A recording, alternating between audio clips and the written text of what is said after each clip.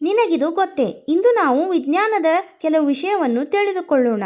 ಈ ವಿಷಯವು ಕನ್ನಡ ಹಾಗೂ ಇಂಗ್ಲಿಷ್ ಎರಡೂ ಭಾಷೆಯಲ್ಲಿದೆ. ಎರಡೂ ಭಾಷೆಯಲ್ಲೂ ನೀವು ಕೇಳಬಹುದು. ಲಿಂಕನ್ನು ಡಿಸ್ಕ್ರಿಪ್ಷನ್ ಬಾಕ್ಸಲ್ಲಿ ನೀಡಲಾಗಿದೆ. ಒಂದು ದೊಡ್ಡ ಹೆಬ್ಬಾವು ಆಹಾರವಿಲ್ಲದೆ 1 ವರ್ಷ ಕಾಲ ಬದುಕಬಲ್ಲದು. ನೀನು ಸೇವಿಸಿದ ಆಹಾರದ ಹೆಚ್ಚಿನ ಭಾಗ ನಿನ್ನ ದೇಹವನ್ನು ಬೆಚ್ಚಗಿಡಲು ವ್ಯಯವಾಗುತ್ತದೆ. ಹಣ್ಣುಗಳನ್ನು ಊಟಕ್ಕೆ ಮೊದಲು ತಿನ್ನುವುದು ಒಳ್ಳೆಯದು. ಇದರಿಂದ ಹಣ್ಣುಗಳಲ್ಲಿರುವ ಪೋಷಕಾಂಶಗಳು ಚೆನ್ನಾಗಿ ಜೀರ್ಣವಾಗಿ ರಕ್ತವನ್ನು ಸೇರುತ್ತವೆ. ಹೆಚ್ಚಿನ ತರಕಾರಿಗಳನ್ನು ಬೇಯಿಸಿ ತಿನ್ನುವುದಕ್ಕಿಂತ ಹಸಿಯಾಗಿ ಅಥವಾ ಅರ್ಧ ಬೇಯಿಸಿ ತಿಂದರೆ ಒಳ್ಳೆಯದು. ತರಕಾರಿಗಳನ್ನು ಅತಿಯಾಗಿ ಬೇಯಿಸಿದಲ್ಲಿ ಅವುಗಳಲ್ಲಿರುವ ಪೌಷ್ಟಿಕಾಂಶಗಳು ನಾಶವಾಗುತ್ತವೆ. ಮೂಲಂಗಿಯನ್ನು ಕ್ರಿಸ್ತಪೂರ್ವ 278ರಲ್ಲಿಯೇ ಈಜಿಪ್ಟ್ನಲ್ಲಿ ಬೆಳೆಯುತ್ತಿದ್ದರು.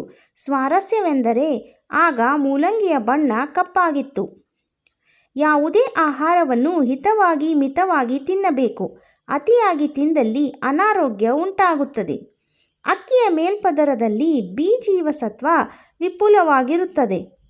ಅಕ್ಕಿಯನ್ನು ಹೆಚ್ಚು ಪಾಲಿಷ್ ಮಾಡಿದರೆ ಬಿ ಜೀವಸತ್ವ ನಾಶವಾಗುತ್ತದೆ.